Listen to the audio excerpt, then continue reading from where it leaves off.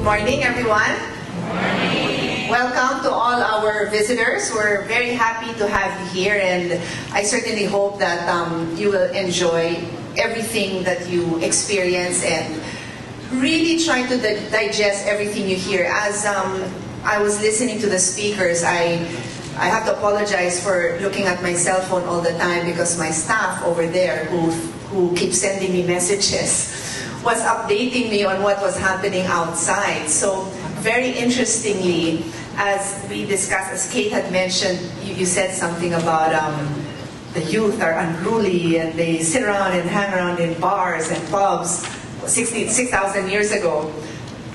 As we speak, imagine if this table over here or that table over there, if law enforcement officers came in and asked to escort you out and said that you would be investigated for discussing sex. Would you believe that you live in the year 2014? Because, as I said, that was the reason why I was looking at my cell phone, because I was just informed that there is actually a case, or the report is a case would be filed in the Supreme Court to stop this conference. So I don't know if anyone mentioned that earlier. I came in a little bit late. So I was like, seriously? So as you speak, if one of you, makes a reaction to this conference and starts saying, I didn't know that, I didn't realize that if you have sex, you can get pregnant. Someone out there thinks that you should be brought to court and your discussion should be penalized. So this is the challenge for the youth. I agree with Kate that it is not our time, it is your time. You will define the future that you will live in. You will define the standards that you will be held accountable for. You may have different standards from the person in the other table or from your seatmate, but the question is, what are the rights that each of us possess that must be respected, despite the differences of opinions, of religion, and of upbringing? And that is what we hope to enlighten you all about. There should be basic standards that we all can respect and uphold. In fact, in our country, we have, our constitution states that we cannot have any abortion laws. It is illegal. So that is the reason why there are people rallying outside and that they attribute so much malice to this conference. Regardless of the views of any Filipino here, that is the law at present. So I must also respect that law. And as I tell everyone who comes, that as we speak about whether it's abortion rights or abortion laws in other countries, the fact remains that in the Philippines it is illegal, but it doesn't mean it cannot be discussed. So on the Senate floor, in the same way Kate was saying, let's say the word sex. I also said the same thing on the Senate floor. I was speaking to 23 senators. I would think average age is 60.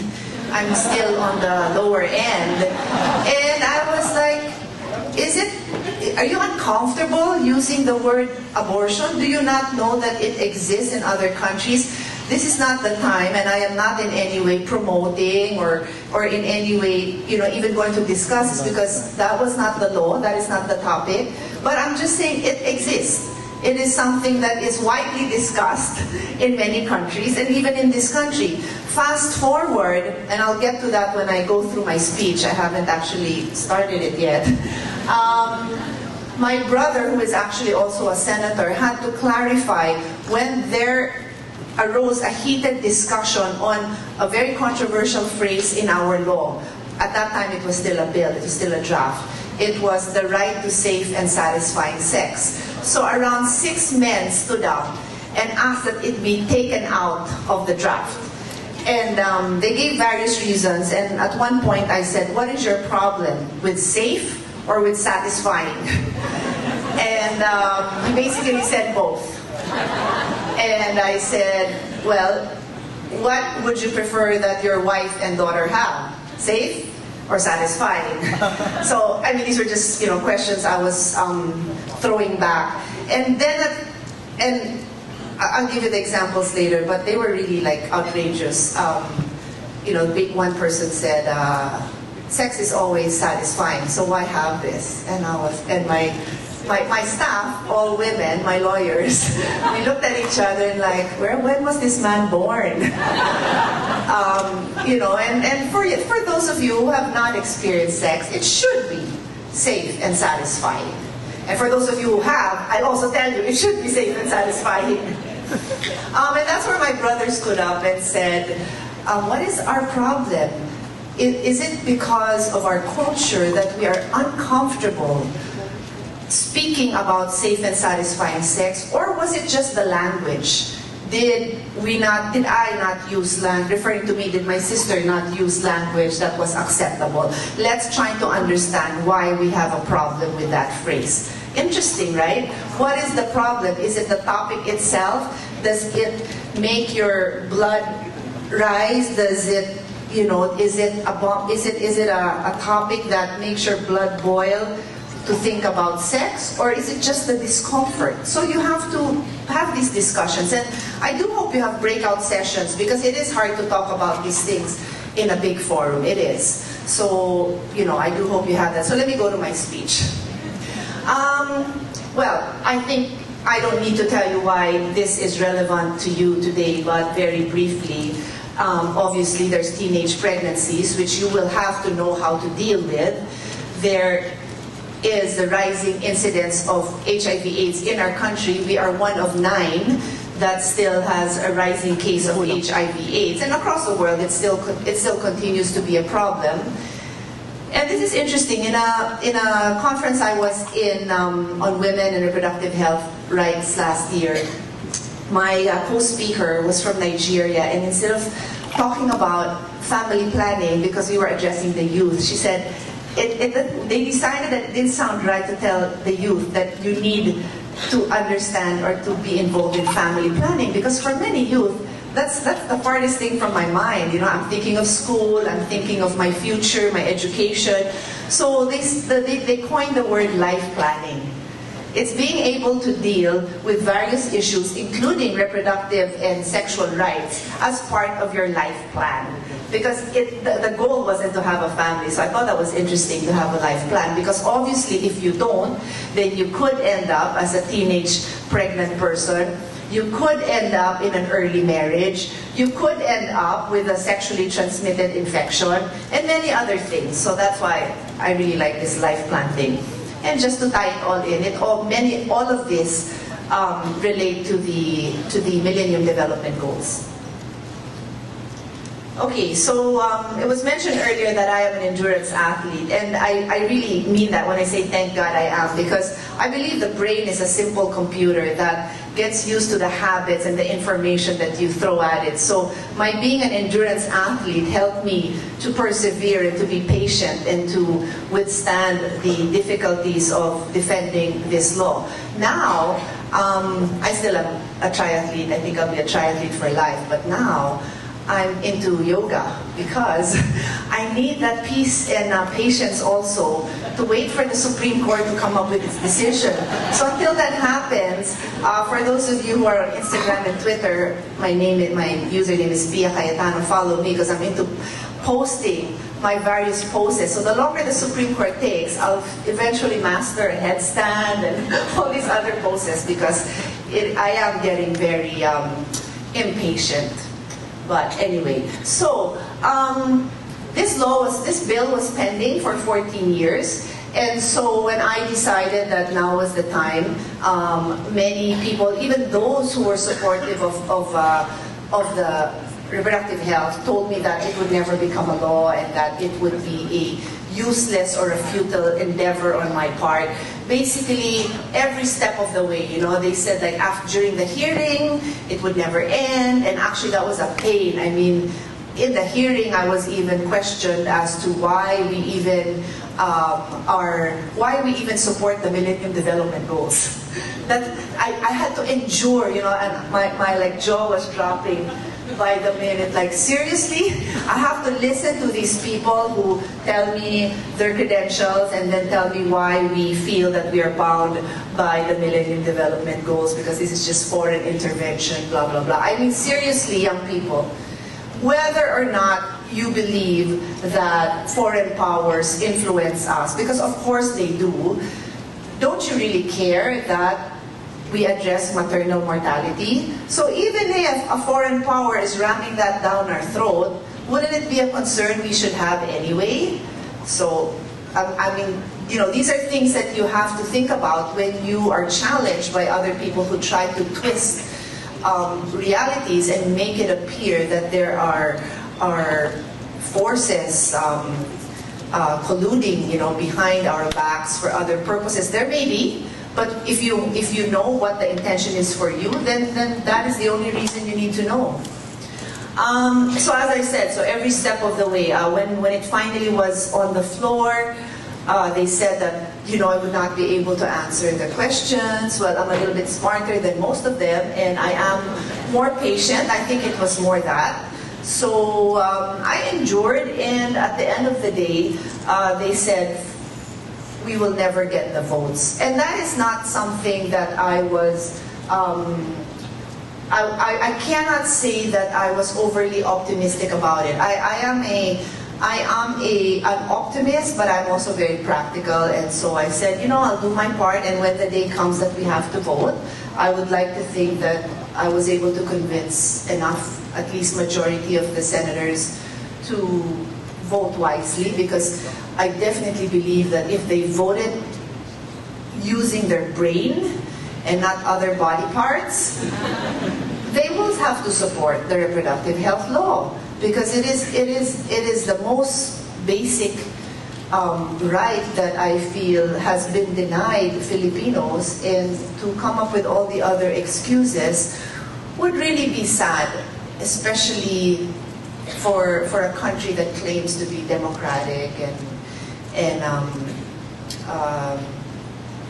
having fought, a country that believes that we've fought for many rights. So fast forward, I had a game plan every step of the way. I am a planner, and I want to explain this to all of you, because I do believe each of you have to look inside of you and ask yourselves, what are your assets, what are your skills, and use it to the best of your ability. So I lined this out because I really had to use everything I had to get this bill passed. So first of all, I am equipped as a lawyer. I have the study habits, I have the resources, I have a great team of lawyers and researchers and media people who help me absorb all the information I need to. So I use that skill of mine as a lawyer, and as I said, as an endurance athlete, I mean, you cannot just be a good student. You have to have the discipline that you probably got as a child, as an athlete, as a performing artist, you know, to have the patience and to have the dedication to do something. As a mother, that's where my passion comes from. I have two girls, and a 3-year-old adopted baby boy, and I have these interesting discussions with my daughters, and I ask them, I do all my informal surveys with, they're both teens, with them and their friends, and I always think of what future will they have. So that's where my passion comes from. And I also, by the way, lost a baby boy, which is an argument I had to bring up. I had to use my personal experience later on in the Supreme Court. I won't get a chance really to discuss the Supreme Court case in this forum, but I had to explain to a justice in the Supreme Court. For those of you who don't know, when the reproductive health law passed, it was questioned in the Supreme Court. So it's in the Supreme Court now. And as a lawyer and as the sponsor of the bill, I was given the opportunity to defend the law before the Supreme Court, and I had to share my personal experience having lost a child to help this female justice understand that there are different reasons why a woman should not have a baby. Some are for medical health reasons. For example, there are conditions that make having a baby detrimental to the woman's health, high blood and all these other instances. In my case, it was psychological, because after losing my son, he died at 9 months, never having left the hospital. I told her that the thought of seeing another child and being with another child in the room was extremely unbearable to me because I lost my son. So can you imagine if I got pregnant at that time? I don't know what I would do. I mean, I've always loved being a mother. I always enjoyed being pregnant, but the thought of having another baby, seeing another baby, a stranger's baby, after my son passed away was unbearable to me. And I had to tell her this so that she would understand. And she just said, "Oh, but that's an isolated case." Well, my son had trisomy 13, which is very rare, but definitely there are many mothers who shared my experience in various ways. So anyway, finally, as an advocate, let's just go back, yeah, so I was saying as an advocate of women's rights, I also was very passionate about it, and again, I learned from many other women's advocates. So all of this I brought with me in defending the reproductive health bill. So there were many obstacles, and I just want to point them out very, very quickly. Primarily, the main obstacle is the Philippines is a predominantly Catholic church. In many other predominantly Catholic countries, sorry, I said that wrong. The Philippines is a predominantly Catholic country. In many other predominantly Catholic countries all over the world, that shouldn't be an issue because of separation of church and state, which is also a constitutional guarantee that we have. Unfortunately, in this country, many lawyers and many people who claim to be defenders of your rights do not remember that. They will choose to overlook that important distinction between the church and the state. And that is why we actually have a case that is still pending in the Supreme Court. All it means is that the state should be able to make laws and implement laws without the influence of any religion. Sadly, clearly in this country, if you look at the records of Congress, many, and let me mention in the lower house in particular. I belong to the Senate, and so I went to the lower house, the House of Representatives, to observe their voting on the day that they voted on the reproductive health bill. And I was so shocked that many of those who voted no actually either said a prayer, recited a known Catholic prayers, and mentioned their faith in justifying their vote. That is wrong. I have a very strong faith. I'm a believer in God, and I have a very strong personal spiritual relationship with my God. But as a legislator, it is not my job to dictate my faith on any one of you. I look around, and although I cannot judge, I'm just assuming that easily there are 5 religions represented in this room, maybe 10, I don't know. Do any of you claim to have the right to dictate on your seatmate that your religion is better than theirs, and therefore in this room we should all abide by your religion and not hers? Do I have the right to tell any of you that I will make a law that only respects my religion? Well, that is how many of legislators of this country voted on this law, and that is so wrong. That is so wrong. They have no right to be a legislator if that is how they're going to vote. And I speak of this candidly. Many of them are my friends, but that is wrong. You should not run for public office if you cannot distinguish between your religion and your duty as a public servant. Obviously, you can be influenced by your religion, but that cannot be the basis of your decision. That is unconstitutional. And that is why I feel that there is so much immaturity in our system, because people will boldly proclaim that that is the basis. And then will condemn some religious act in other countries as if their act was holier than that act of a religious leader exercising some political power in another country. They're the same. They're using religion to make political decisions, and that is wrong. But I digress, but that is basically the reason why there was so much opposition. But I think this is important for you to take home, whether you're discussing reproductive health rights, sexual rights, or any other right.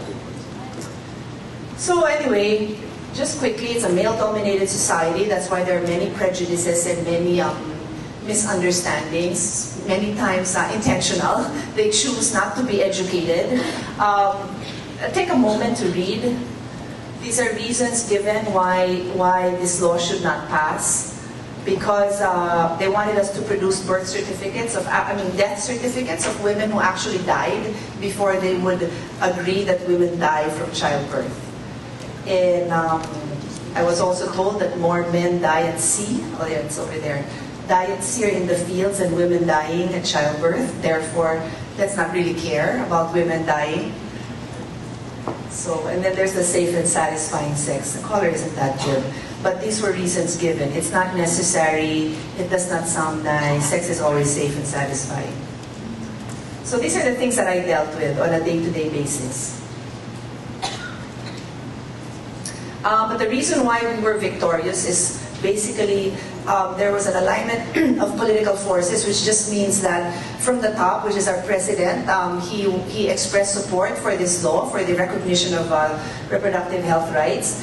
And then media came on board. Both traditional and social media were actively discussing it. Of course, there were views from all sides, but there was more opportunity for people to understand when they could read about these issues. And then social media, well, let me just combine the two yet. Social media was very, very important because it gave the opportunity for people who don't read the papers, don't have access to hear views, to hear candid discussions. I'm very active on Twitter, and my staff, I personally post on my Twitter, my staff runs my Facebook, but they would just basically, reproduce what I said. So there was more opportunity for people to engage in dialogues with us. And as I was saying, aside from social media, the community-based groups, the NGOs were also very active. They had been active for many years, and so all of these groups just came together to really express strong support for reproductive health. And I'd like to think that, in fact, we have reached a deeper level of understanding. But as I said, it still disappoints me because there are still so many in the halls of Congress that don't understand. But for the youth, for many women who are staunch Catholics, they were able to distinguish their religious views from what their political rights were. So then we voted, and well, obviously we won. That's the House and in the Senate. In both houses had to pass the law, pass their bill for it to become a law. So those were two separate stages that had to be overcome. And then it finally passed, but then within a few months we were in the Supreme Court. So that is where the case is, the law is today. We are hoping that it will be decided on within the year. As far as I am concerned, there is nothing unconstitutional. Any lawyer who will review the law without bias will clearly tell you that there's nothing unconstitutional about providing reproductive health rights to the Filipino people. But if you look at it, I'm sure you can Google it, Supreme Court, Reproductive Health and Philippine Supreme Court, you will see some of the questions and statements made by some of the justices, which again, to me, with all due respect, were totally uncalled for and not proper for justices to say, because the statements they made were basically unfounded and they were very religious in nature and orientation, which had no place in a Supreme Court discussion. But that's where we are today, and the objective really in me sharing this is for you to use these experiences in your own experiences, in your countries, in your international work, whether it's today, 10 years from now, 30 years from now. Remember that there will always be challenges, but there are always solutions, and really, you just need to be patient and never to give up. And if you know what you are fighting for, on the one hand, I will say that you must be able to compromise, but there are certain standards that you cannot compromise, and to that extent, you must always be patient and strong enough to fight for what you believe is right. You may have to compromise in the beginning to move forward, but you always have to keep your eye on the goal because certain rights should never be compromised. So with that, I wish you all the best and have a wonderful week here in the Philippines, and I hope you learn a lot and take it back.